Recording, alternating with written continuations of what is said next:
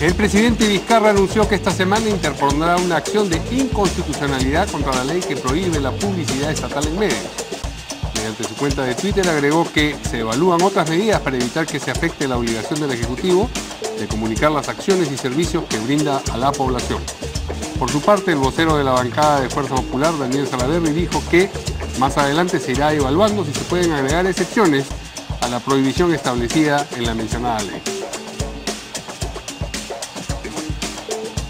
Mientras que Carlos Bru sostiene que Peruanos por el Cambio ya no es la bancada oficialista y Mercedes Arauz le recuerda al presidente Vizcarra que ganaron las elecciones juntos, diversas bancadas insisten en que presentarán una lista alternativa a la del fujimorismo para la mesa directiva del Congreso. Javier Velázquez Quesquén criticó a Fuerza Popular señalando que ha tomado el control absoluto del tema administrativo, compras, contrataciones en el legislativo y un manejo del gasto poco transparente, por lo que considera que la lista alternativa para la mesa directiva es conveniente.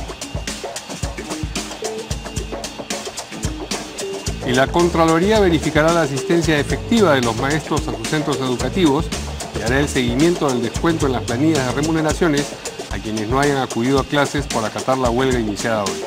La medida de fuerza fue convocada por el autodenominado Comité de Lucha de las Bases Regionales de SUTEP, dirigido por Pedro Castillo. El ministro de Educación, Daniel Alfaro, afirmó por su parte que la asistencia fue masiva y que el jueves se procederá a los reemplazos de maestros que acaten la huelga.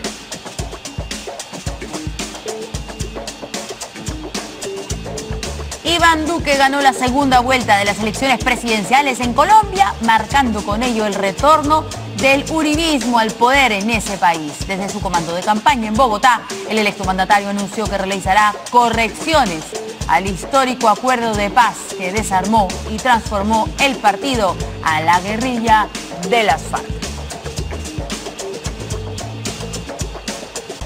Y si quiere estar al día con la información nacional e internacional, debe seguirnos, ya lo saben, en nuestra página web www.canaln.pe.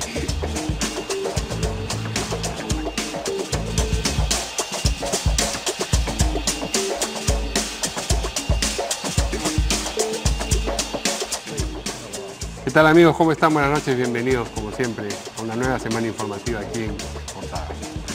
¿Cómo están? Muy buenas noches. Vamos a presentar a nuestros invitados, al congresista Víctor Andrés García Belaunde. ¿Qué tal? Aquí le damos muy buenas noches. Buenas noches. Y a Juan de la Puente, analista político. ¿Qué tal? ¿Cómo está? Caballeros, ¿cómo están? Buenas noches. Pues bien, el presidente Vizcarra ha confirmado en realidad lo que ya se sabía, que va a presentar una acción de inconstitucionalidad referida a la llamada ley Mordaza. Él mismo ha aludido a esa ley con la expresión ley Mordaza, la que prohíbe la publicidad estatal en medios. Lo que ha dicho es que va a interponer esa acción de inconstitucionalidad esta semana. Vamos a ver el mensaje que colocó en su cuenta de Twitter.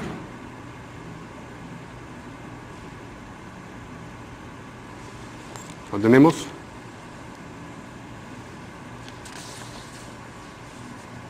No.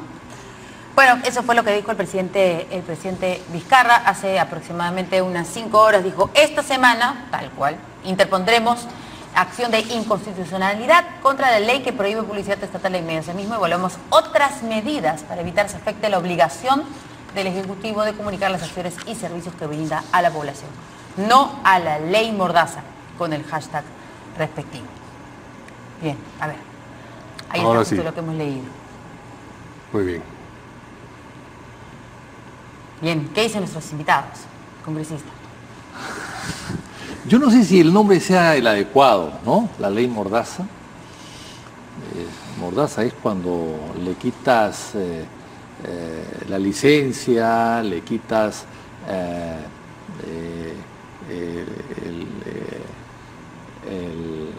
la frecuencia, y cuando pagabas para poder callar, ¿no? Pero aquí estás haciendo una ley para no poner, no pagar, no gastar. Entonces yo no sé si el nombre sea el más adecuado. Yo creo que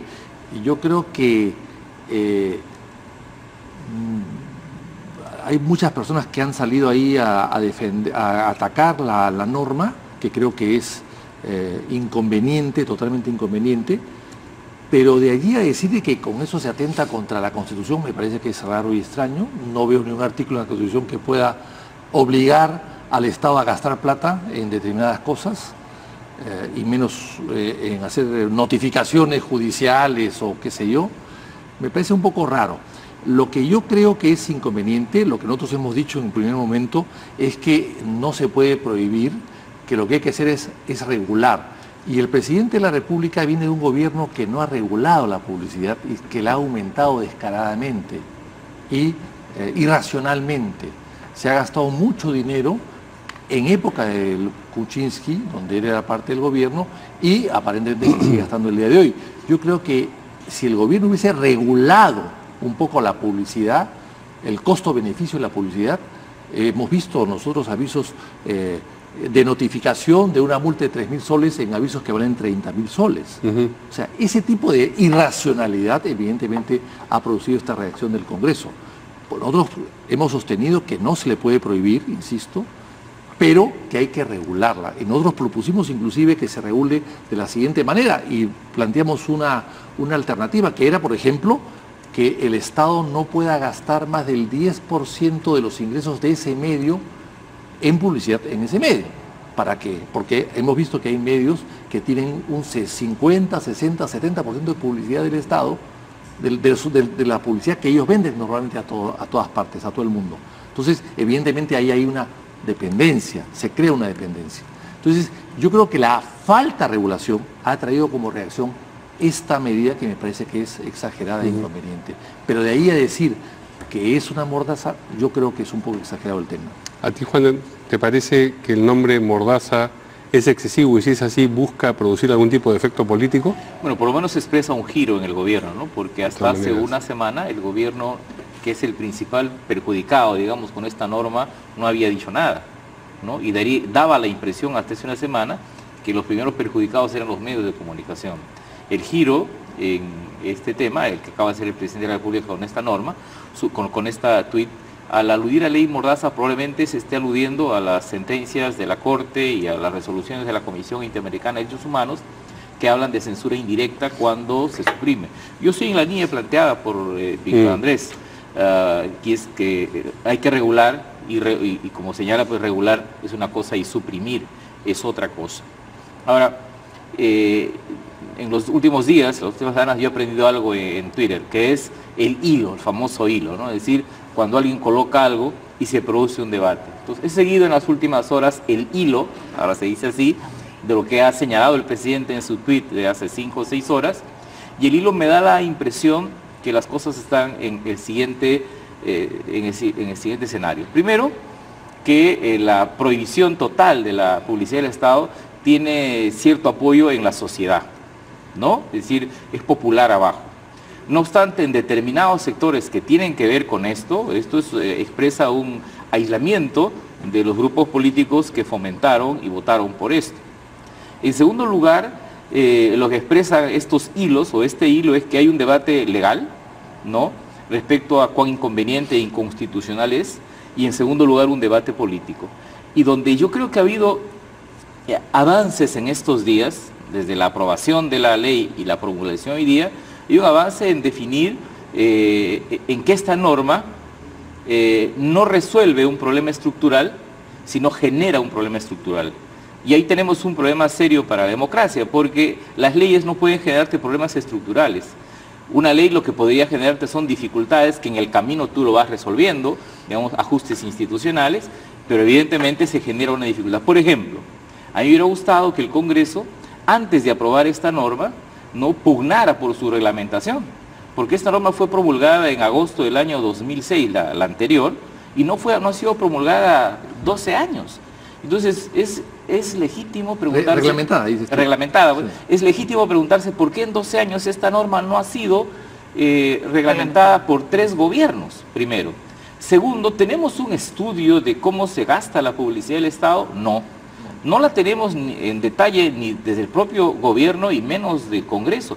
Ideal hubiera sido si el Congreso como en los temas de narcotráfico, microempresa u otros, se encargara a una comisión formada en su seno, en un tema tan trascendental como esto, un estudio. Yo tengo una sensación que el grueso de la publicidad, que sí tiene, digamos, una incidencia directa en el quehacer de la gente, tema de heladas, sismos, desastres naturales, vacunación, anemia, eso no circula por los medios llamados tradicionales y nacionales, eso circula en radios y medios de provincias muy alejados, pero no carecemos de un estudio. Entonces, la impresión es que en la parte legal hay muy poco por discutir, porque yo creo que es una ley que tranquilamente el TC lo podría suprimir del sistema, pero hay una discusión política que con ley y sin ley no deberíamos dejar de tener. Primero, ¿no?, que una cosa es regular y otra es suprimir, y en segundo lugar, ¿no?, el principal perjudicado en este momento, queda claro, ya no son las empresas, que hasta incluso podrían reacondicionarse, ¿no?, reinventarse, si no es el propio Estado. Y a eso obedece este giro del presidente Vizcarra, ¿no? Ahora, yo creo que, añadiendo un poco lo que hizo Juan, es lo siguiente: ¿qué se ha hecho para fortalecer los medios del Estado? Por ejemplo, hay medios del Estado maravillosos en otras partes del mundo. La BBC de Londres tiene la BBC 1, la BBC 2, la BBC 3, hay varias líneas y varios medios de comunicación del Estado que se dedican a la educación, a la vivienda, a la cultura, etc. O sea, aquí la televisión del Estado no se ha mejorado. Yo creo que esos dineros, o parte de esos dineros, podrían emplearse muy bien en mejorar la cobertura de Radio Nacional, la cobertura de Canal 7, que es un canal que tiene programas culturales que no vemos en otros canales. Entonces yo creo que hay una... Yo creo que el tema es importante. Yo presenté un proyecto de ley, por ejemplo, para que el directorio de televisión del Estado en época del APRA, por ejemplo, lo presenté ahí, pues fue rechazado, y también por el humanismo, para que el directorio sea multisectorial. El directorio pues, fue rechazado, de plano. Fue rechazado, porque lo que quería el Estado de turno o el gobierno de turno era manejar el canal como propaganda política. Entonces, hoy día lo hace, bueno, con el Estado muy poco y también con los privados. Entonces, ese es el tema que hay que regular al mismo ¿Habla momento. de cobertura o de rating? Ambas cosas. Es porque son totalmente distintas, ¿no es Por eso cierto? mismo, por eso La mismo. cobertura es llegar Sí. a más hogares. Así es. Y el rating es que esos hogares a los que estás llegando decidan ver un canal, en el caso de la televisión, porque es lo único que conozco, Sí. que decidan ver un canal y no el otro. Así es. ¿Cierto? Pero yo creo que en el caso de cobertura me parece donde los lugares que yo llego, a lugares recónditos del país, siempre he visto Canal 7. Solo Canal 7 tendría Claro. que ser. Muchas veces solo Canal Entonces 7. no es la Solo. cobertura lo que tiene que Sí, mejorar. muchas veces. Sí. Bueno, y el rating, bueno, claro, ¿quién va a competir con programas, Esto es Guerra, por ejemplo? Es difícil. Ahí está el rating. Pero eso es lo que necesita el país, ese tipo de programas diarios y constantes. ¿O necesita el país elevar un poco el nivel el nivel de calidad y de cultura de los programas en general, Bueno, ¿no? estamos hablando de otro tema, entonces. Estamos en otro tema, por Porque- supuesto, sí, no porque entramos en si ese tema. ponemos, ¿no es cierto?, la publicidad de una campaña de vacunación, no sé, de un tema del Ministerio de Salud o lo que fuere, en el programa que usted ha mencionado, probablemente muchos peruanos se enterarían, ¿no es cierto? Ahora, usted está hablando Bueno. del contenido, ese es otro tema que Bueno, entiendo hoy pero no está en ¿cuánto? debate, a menos que La me haya pregunta perdido de es, algo. la Juan ha hecho una pregunta interesante. ¿Cuánto es lo que se gasta en una propaganda para fomentar la vacunación masiva ante la viruela, digamos? ¿Cuánto se gana y cuánto se ha invertido en la vacunación misma? Ese es el problema. El problema es que lo que vemos a veces en algunas obras de municipalidades pequeñas, que el letrero es más grande que lo que se está haciendo. Se parcha una vereda y hay un letrero inmenso que vale más que el parche de la vereda. Entonces, ese es el problema, no hay un estudio de eso.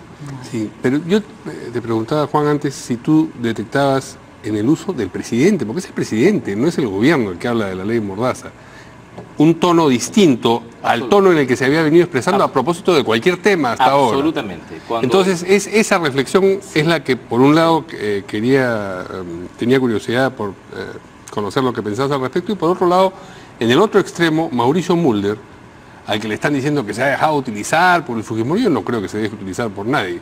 ¿Cuál es la eventual ganancia política de Mauricio Mulder en el otro extremo de este Yo creo conflicto? que en el caso de Mauricio Mulder todo es ganancia política, Ujú. porque si habría alguna pérdida, podría ser la enemistad del fujimorismo, y que es la bancada mayoritaria en el Congreso, con una serie de actores políticos, sociales y mediáticos, ¿no?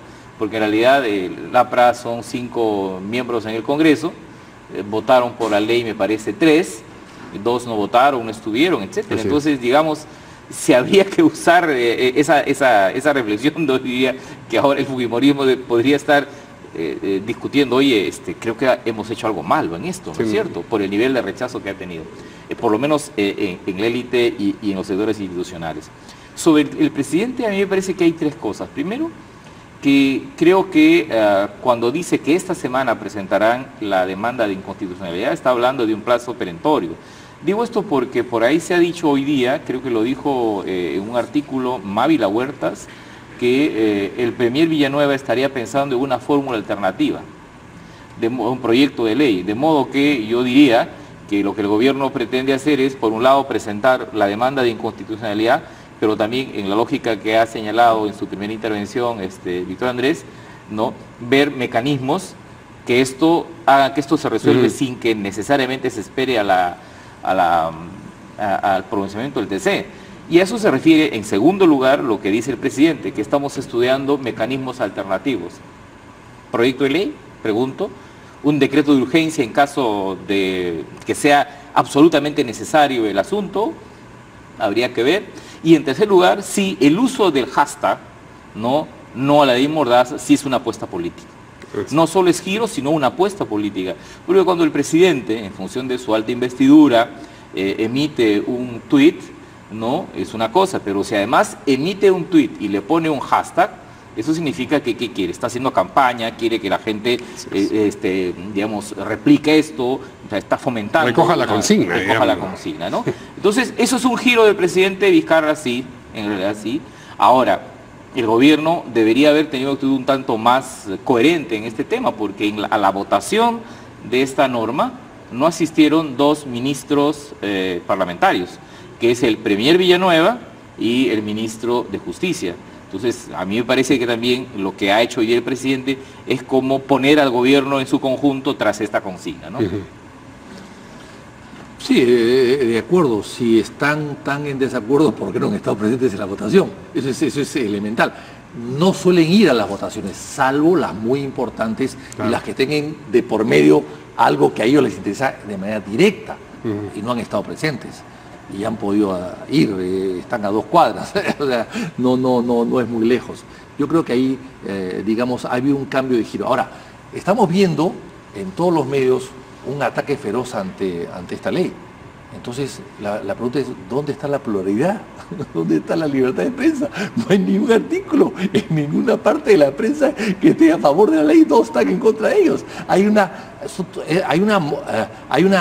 orquestación monocorde. Entonces yo creo que eso también da un mal aspecto. Eso implica que hay algo más en juego, ¿no? Que hay algo más en juego, que no es un simple suspender contratos o publicidad, sino es algo más. Y quizás por eso es que estamos discutiendo el tema del día de hoy. O sea que los que opinan en los medios acerca de esto opinan por instrucción, es lo que está sugiriendo. Porque si no podrían opinar de una manera distinta porque convendría la pluralidad. Yo he querido buscar un artículo que esté... No lo puede escribir. Bueno, ojalá que me acepten un artículo seguro que sí. Con lo que estoy poniendo acá, por ejemplo, que no se prohíba, pero que sí se regule bajo ciertas normas, ¿no? Creo que sí. Eso no lo he visto en ninguna parte. Pero está en la tele. Bueno, ahora gracias a ustedes. ¿Qué le parece? Pero también lo sostuve cuando votamos el tema, lo sostuve y votamos, por eso que nos abstuvimos. Nosotros planteamos eso y hablamos con Mulder sobre el tema inclusive, ¿no? Y no aceptaron la modificación que nosotros planteamos y solamente la aceptaron por excepción en el caso de emergencia, cuando yo creo que no debió ser excepción, sino más bien al contrario, ser una norma permanente. Vamos a escuchar a los congresistas ministros, que tenemos declaraciones de ellos, de César Villanueva y también el ministro Heresi. Por favor. A propósito, ¿por qué no fue a votar en el tema de la ley Mordaza? Porque estábamos en el tema del freaje. ¿Pero hubiera ido? Pero por supuesto. ¿Para votar en contra? Pero por supuesto, pero si estamos nosotros actuando en contra, ¿cómo no iba a votar en contra de ellos? Primer ministro, Otra vez, muchísimas gracias. No, a ti, Enrique. Lo invito nuevamente. Estamos hablando aquí no solamente un tema de libertad de información, de colisión con la Constitución en cuanto a libertad de expresión, derecho y acceso a la información, libertad de contratación. Hay una serie de principios constitucionales que están rompiéndose con esta norma. Y además Eso sí lo tienen claro ustedes. Pero además políticamente el escenario en el que se da de enfrentamiento con los medios de comunicación, que no se puede negar políticamente por parte de la mayoría de Fuerza Popular respecto a los medios de comunicación que son críticos con su manera de actuar, me parece pues que nos hace pensar seriamente que no solamente hay un problema de colisión constitucional, sino también un problema de autoritarismo. Pero, bueno, hace un momento Juan de la Puente decía que quizás en el fujimorismo ya estaban preguntándose si no habrán cometido un exceso dejándose llevar, empujados por otras voces. Hoy ha hablado el vocero de la bancada de Fuerza Popular y ha comenzado a mencionar la posibilidad de introducir excepciones a la prohibición. Vamos a escuchar a Daniel Salaverry.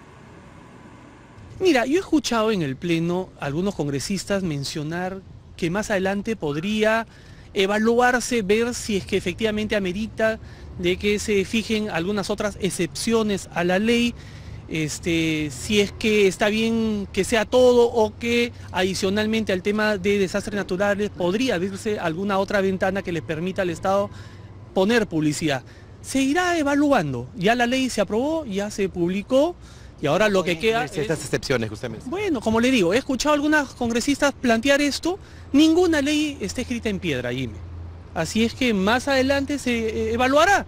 Si vemos efectivamente, como dicen ustedes, los medios de comunicación, que esto pues va a ser terrible, o como dice el Premier en una entrevista del día sábado, que va a limitar al 95% su margen de acción del gobierno. Yo no sabía que uno gobernaba el país pagando publicidad.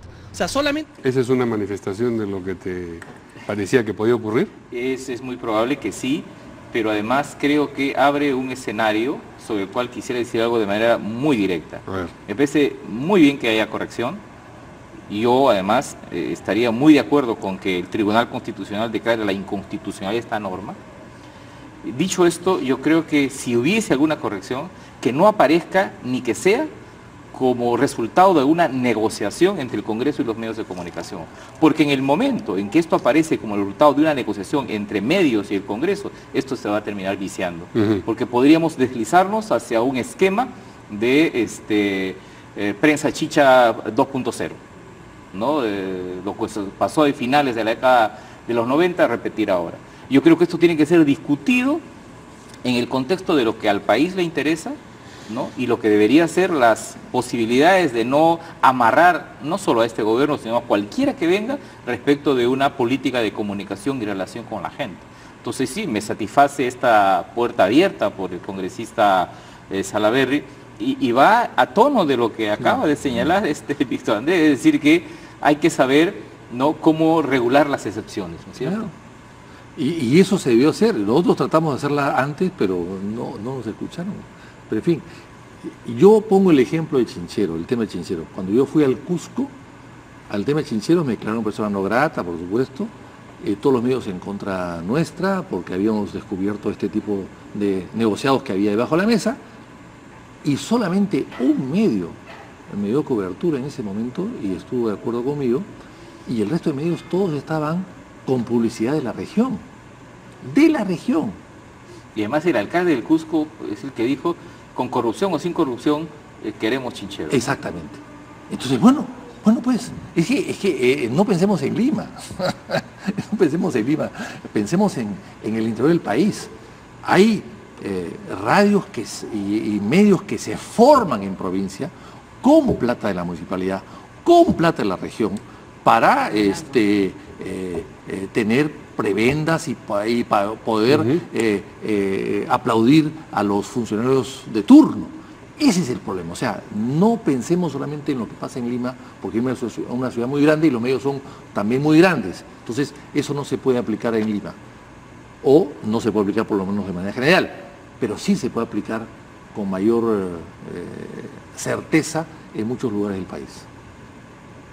Muy bien, vamos a una pausa, rapidito, y regresamos con el tema de la mesa directiva, que tiene algo que ver con las declaraciones del congresista Salaverry, y lo nuevo que ha dicho el congresista Carlos Brus, ya ahora sí, claro, la bancada oficial, habla sobre ya no es la bancada, Pepe Peronas por el Cambio ya no es la bancada oficialista. Bueno, mejor es que lo digan, a que estén ahí que sí que no, ¿no? Vamos a la pausa y volvemos.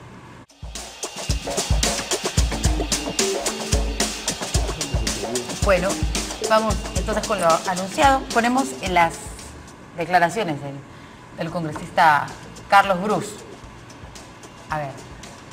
Dice, es una crisis existencial saber si uno es oficialista o es independiente. La verdad que la bancada de Peruanos por el Cambio, seamos sinceros, no es una bancada oficialista. Y no es una bancada oficialista más por una decisión del Ejecutivo que por la propia bancada. Continúa, dice, eso se nos ratificó en el Ejecutivo, pero la verdad, el Ejecutivo ha dado unas señales tales que, por lo menos yo personalmente, no me siento oficialista. No nos reunimos hace un mes con nadie del Ejecutivo. Y continúa. En realidad al gobierno le importa un pito tener a la bancada de Peruanos por el Cambio como oficialista. Yo realmente discrepo en muchos puntos de muchas acciones que el gobierno ha tomado. Así que me siento un congresista independiente.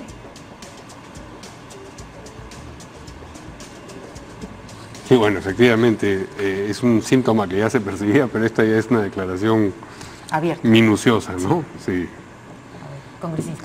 Bueno, ¿qué cosa puedo decir? Yo creo que la bancada de Peruanos por el Cambio siempre se ha sentido muy independiente, la verdad, ¿no?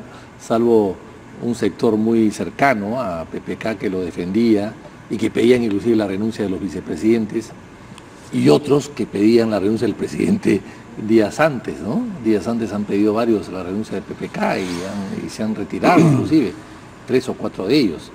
Así que, bueno, yo creo que no se han sentido muy ligados desde que salió elegido Kuczynski, porque Kuczynski parecería que no los llamó, no los convocó, no se acercó a ellos, a pesar de que sean ellos muy independientes, siempre, porque es un partido creado al paso, digamos, ¿no?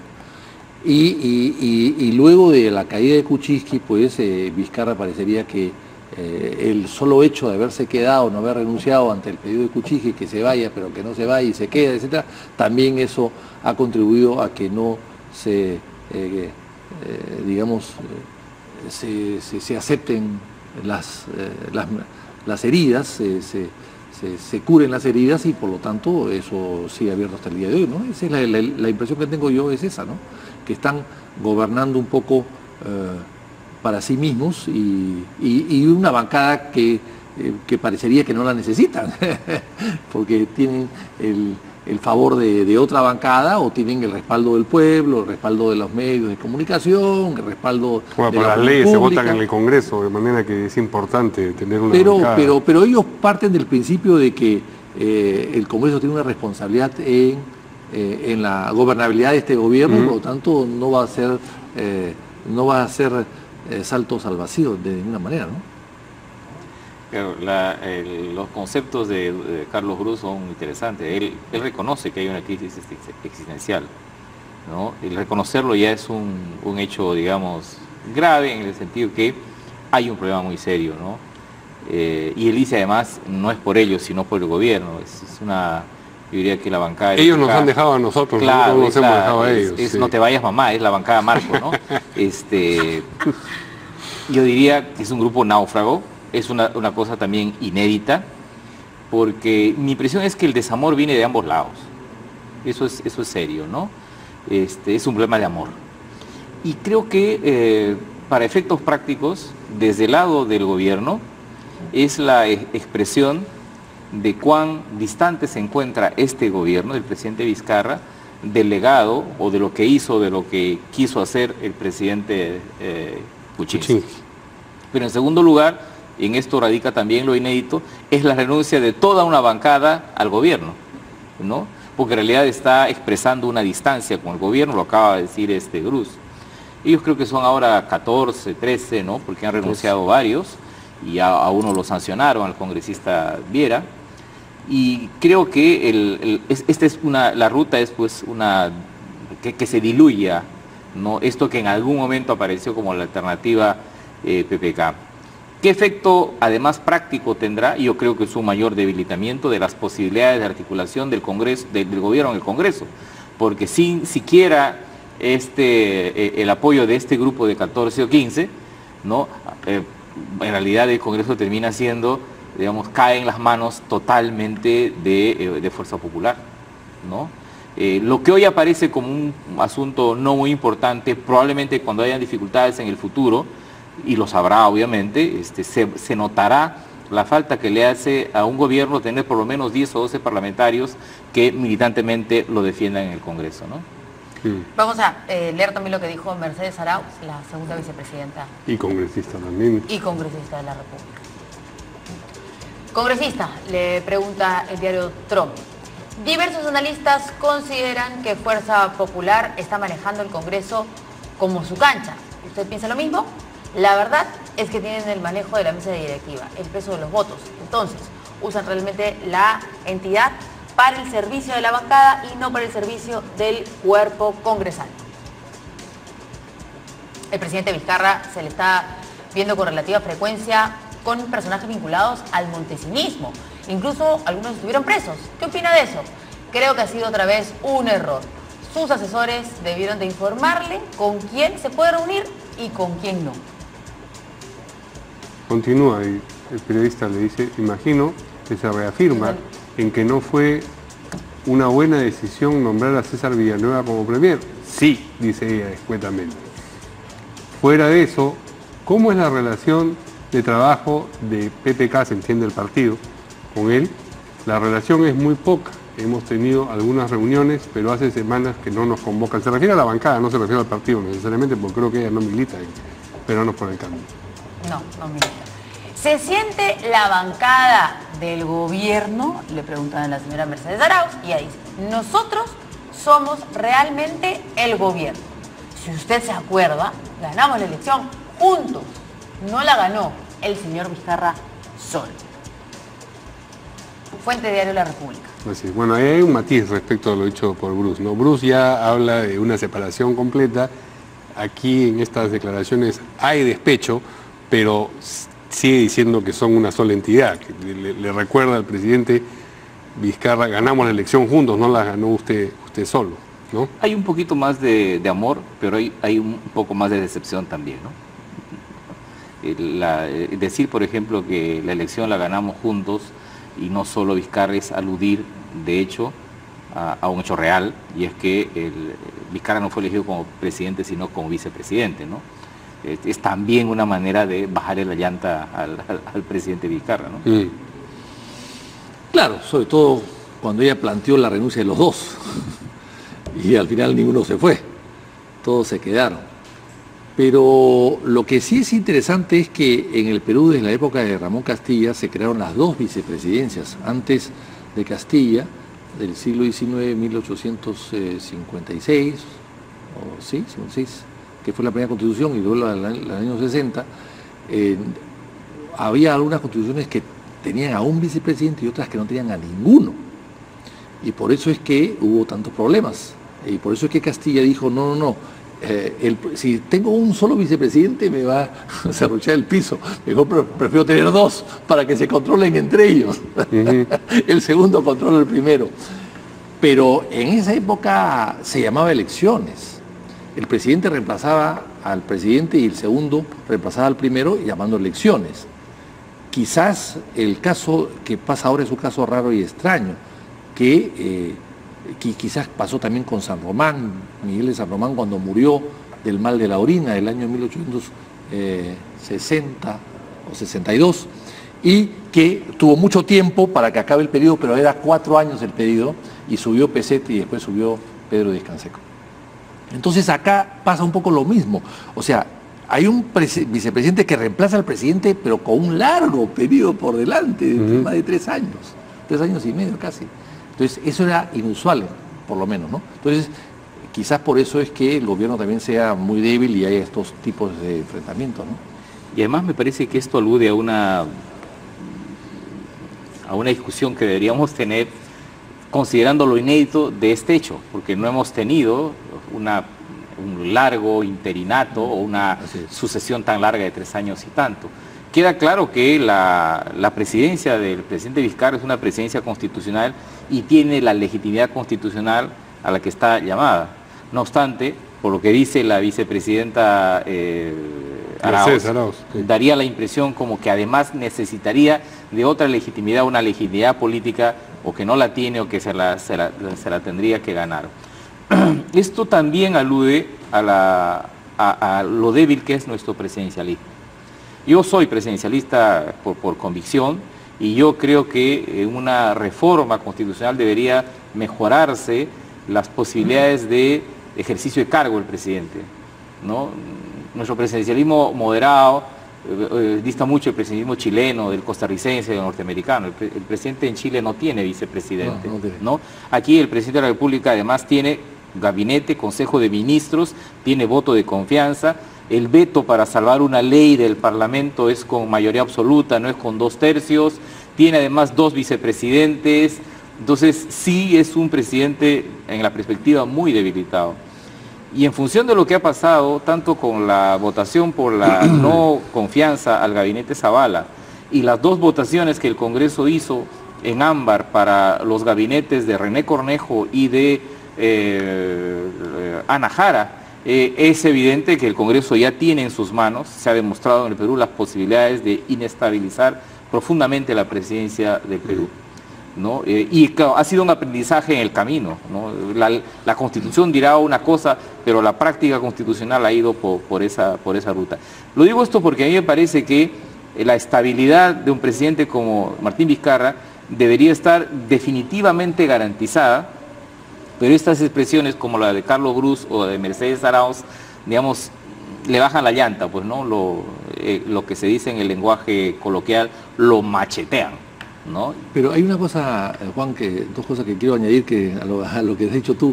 En primer lugar, son vicepresidentes que tratan, como lo ha declarado Mercedes Arauz en un momento dado, ellos van ella, por lo menos no sé si Vizcarra, iban al Consejo de Ministros. Yo he sido secretario del Consejo de Ministros 5 años. Ningún vicepresidente iba a un Consejo de Ministros, ninguno. En la entrevista aquí en la República lo menciona también, que es otro estilo y que Vizcarra no hace eso. Pero es que no tiene por qué estar presente, porque no gobierna. No está gobernando, claro. Creo que lo dice la Ley Orgánica del Poder Ejecutivo aprobada del 2007, pero la Constitución no lo dice. Podrá ser invitado, dice. Sí, pues, podrá ser invitado como tú o yo para exponer cualquier cosa, pero no tienen por qué asistir. Y además, no solamente eso, yo recuerdo en la época de García, uno de sus vicepresidentes, Jean Pietri, dijo presidente a García, según contó García después en una anécdota, dijo: oiga, presidente, ¿dónde está mi oficina? Perdón, los vicepresidentes en el Palacio no tienen oficina. No tienen ni en el Palacio ni en ninguna parte del Perú. Deberían tener, por lo menos tenían hasta esa época, no tenían hasta esa época. Entonces, yo creo que el vicepresidente en el Perú es eso, es una figura rara y extraña que solamente está como un accesitario o un suplente, no participa en los actos del gobierno.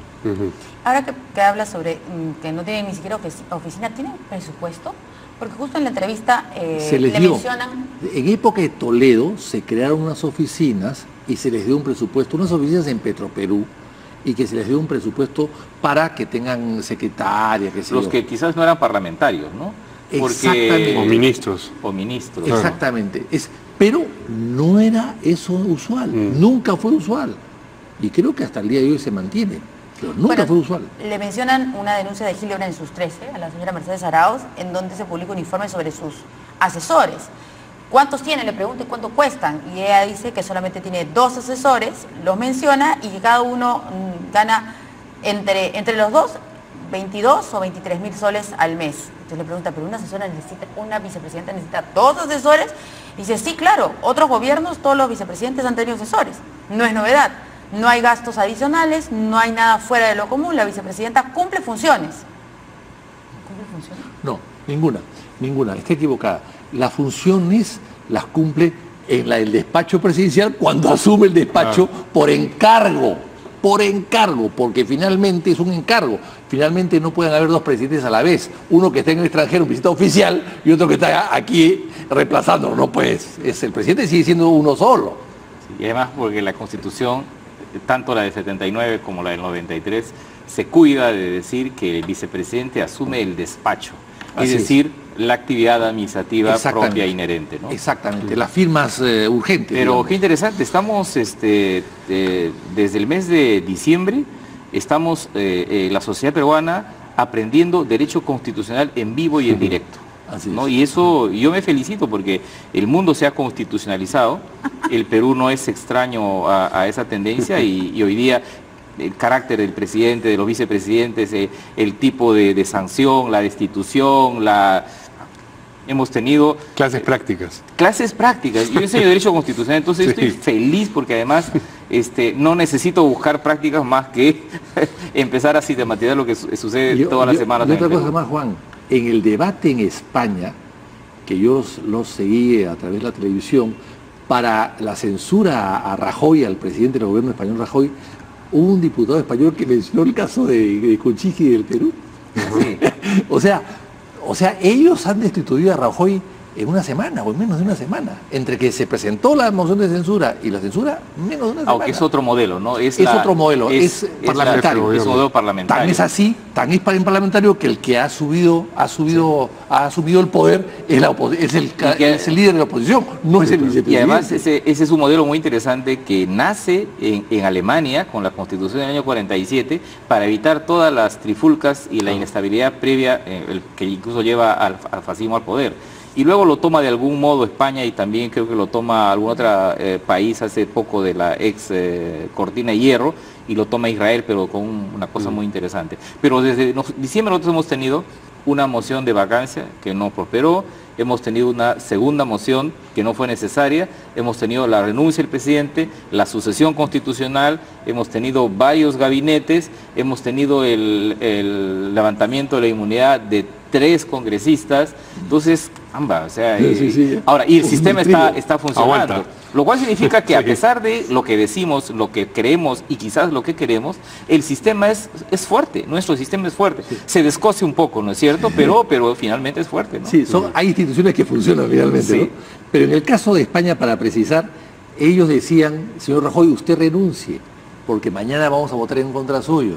Haga lo que hizo Kuczynski, que no esperó la votación y que renunció antes. Y claro, y Rajoy no renunció y al final fue censurado, ¿no? Claro, allá cayó el gobierno, acá cayó el presidente. Exactamente, ¿no? Exactamente, porque es otro sistema. Claro. Pero la moción ha sido, en términos generales, bastante parecida. Y pero aún así en España no deja de ser muy interesante lo que ha sucedido, porque es la primera vez que este tipo de censura con gobierno alternativo funciona. Antes no había funcionado. Y además poniendo al presidente de gobierno de un partido totalmente distinto y en segundo lugar de alguien que no es parlamentario, que es el caso de Sánchez. Bueno, mientras tanto en el Congreso se sigue hablando de la posibilidad de elaborar una lista distinta a aquella que seguramente encabezará el fujimorismo y quién sabe, el más voceado es a quien acabamos de escuchar, al congresista Salaverry, ¿no? Hay otros voceados para las listas como Víctor Andrés. De las alternativas. ¿Cómo va eso y cuál es la conveniencia? Empecemos. La pregunta, ¿cómo va tu candidatura? Sí, claro, ¿cómo va la candidatura? No va. ¿No va? Que yo sepa, no va. Ajá. Pero perdón, es muy prematuro. Esto se decide en julio. Pero se cocina de abril. Sí, pero se decide en julio, Y lógicamente Fuerza Popular ha fortalecido sus huestes al incorporar a 3 nuevos... a los accesitarios. A los accesitarios al Parlamento y lógicamente ha mejorado un poco su posición. Pero matemáticamente... es posible. Totalmente posible, ¿no? Matemáticamente pueden ser derrotados. Pero claro, tienes tú a 61, que son ellos ahora, y el voto es secreto, o sea, pueden votar a unos de manera diferente a las órdenes que reciban, pero hay algunos independientes por ahí que tú no sabes finalmente qué van a decidir. Pero yo creo que matemáticamente es posible ganarles y creo que sería bueno para el país, para el Congreso, inclusive para Fuerza Popular, porque está el desgaste es de ellos, más que de todo. O sea, por el desgaste a ellos se desgasta el Congreso y de paso nos desgastamos todos. Pero el desgaste lo originan básicamente el manejo de ellos, ¿no? Sería conveniente para... Yo pienso lo mismo, lo dije creo que aquí hace un par de semanas que estuvimos.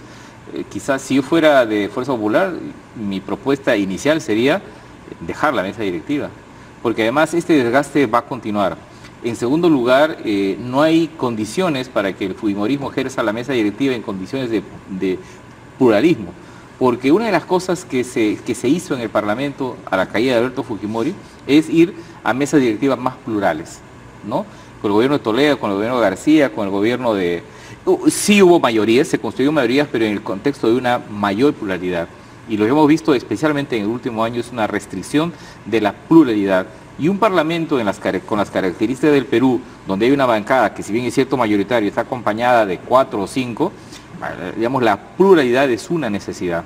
Ahora, pero entiendo también, digamos, por el principio del realismo político, que está Fuerza Popular mucho más cerca de conseguir los 66 votos.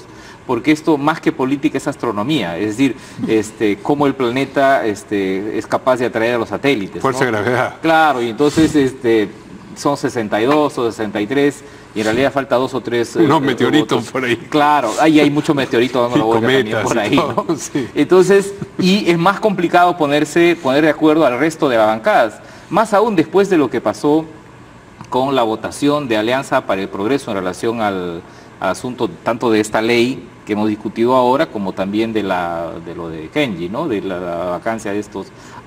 porque es una cosa extraña, ¿no? Alianza para el Progreso, a veces sí, a veces no, ¿no es cierto? Quizás no es un partido, es un emprendimiento, una cosa muy, muy extraña, ¿no? Uno dice que es como una especie de pista de aterrizaje, ¿no? Aterrizan para ir a otro lado, es una cosa así. Son 9 cargos, 9 miembros. Tienes luego ahí incluso un congresista que está clandestino. El Perú es una cosa extraña. Vinicio Ríos está en el Congreso, pero no está, ¿no? Técnicamente está clandestino, ¿no? Bueno, ese voto también, pues en algún momento será interesante ver hacia dónde va, ¿no? Pero es más fácil, creo, que el fujimorismo sí maneje la mesa directiva siguiente. Solo que, coincido con Víctor Andrés, ¿para qué?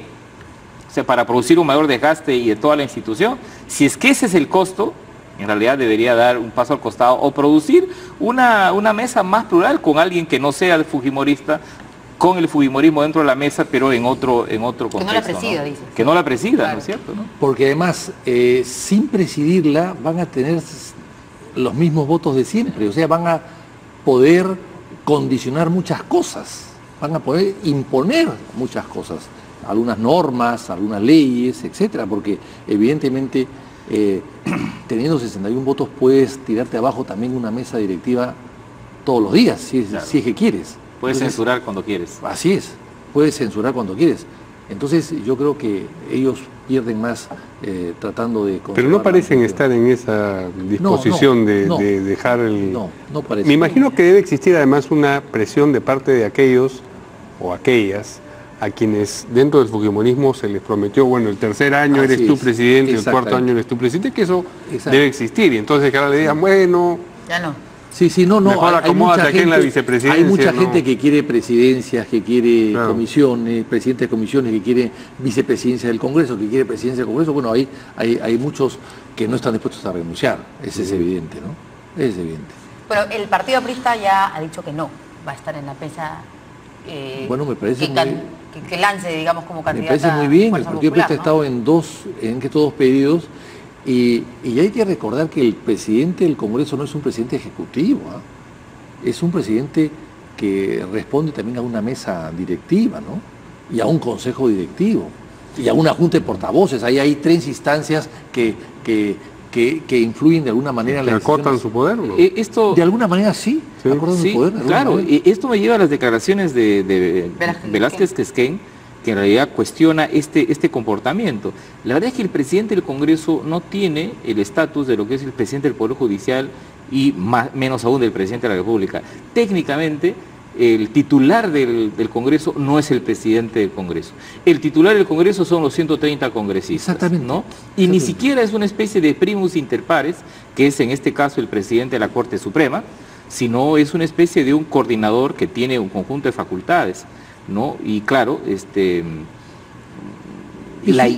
un hombre que dirige el debate, básicamente. Es un speaker.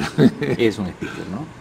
Pero en fin, eso forma parte pues de estas deformaciones de un sistema político que debería cambiarse. Lo que pasa es que en el Congreso, el problema, Juan, es que en el Congreso no se ha dividido, como debe ser, como es en toda institución grande, la parte administrativa de la parte parlamentaria, como es en cualquier medio de comunicación también. Una cosa es el editor periodístico y otra cosa es el gerente general de la empresa periodística, son dos cosas diferentes.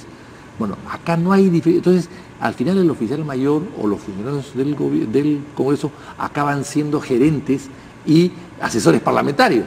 Bueno, ese tipo de dualidad creo que es dañina para el Congreso. Ahora, yo me quedo con la idea de que si es que se quiere mejorar la percepción del Congreso a la opinión pública, la mejor receta para el próximo año es un Congreso que haga pluralismo, ¿no? Y que al mismo tiempo sea plural.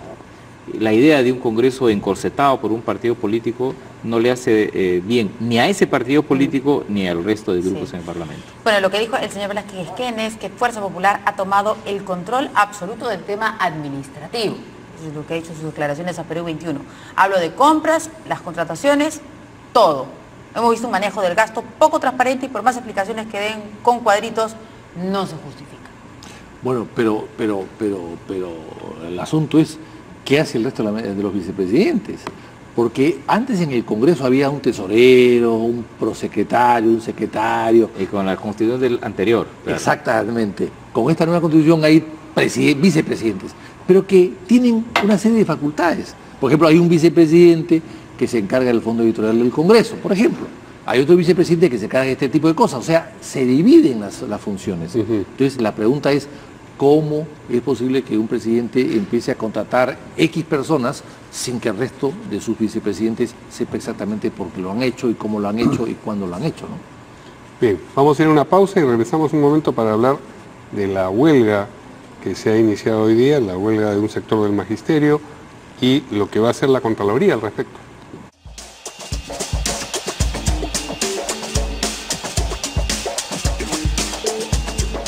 Muy bien, hoy día empezó una huelga magisterial convocada por el Comité de Lucha de las Bases Regionales del SUTE, autodenominado así, y que lidera Pedro Castillo. La, digamos, inasistencia de maestros a las clases no ha sido muy alta, por supuesto las cifras que da el Ministerio de Educación, las que da la dirigencia son como siempre, distintas, pero en fin, el ministro Alfaro ha dicho que se va a hacer los descuentos, que a partir del jueves entran los reemplazos, en fin, parece que está dispuesto a no transar, digamos, con la presión de la que va a ser objeto, de la que está siendo objeto en esta ocasión. Además, la Contraloría va a verificar la asistencia efectiva de los maestros a sus centros educativos y va a hacer el seguimiento del descuento en las planillas de remuneraciones. Eso es una novedad. Sería una gran novedad. Bueno, perdón, el anuncio no es novedad. La novedad sería que lo ejecuten. Que la Contraloría ya va a ver, yo nunca he visto que lo ha anunciado. Perdón. Yo me refiero al anuncio del descuento. No, por supuesto. Siempre se ha anunciado, claro. Y nunca lo han hecho, lo cual ha sido un error a mi modo de ver, porque eso lo que hace es incentivar la... Claro. Pero que entre la Contraloría me parece que eso sí es una novedad y en buena hora que así sea. Bueno, yo soy asesor de sindicatos y hay una cosa que digo claramente, ¿no? Lo que más incrementa las posibilidades de una huelga son los errores que comete el gobierno.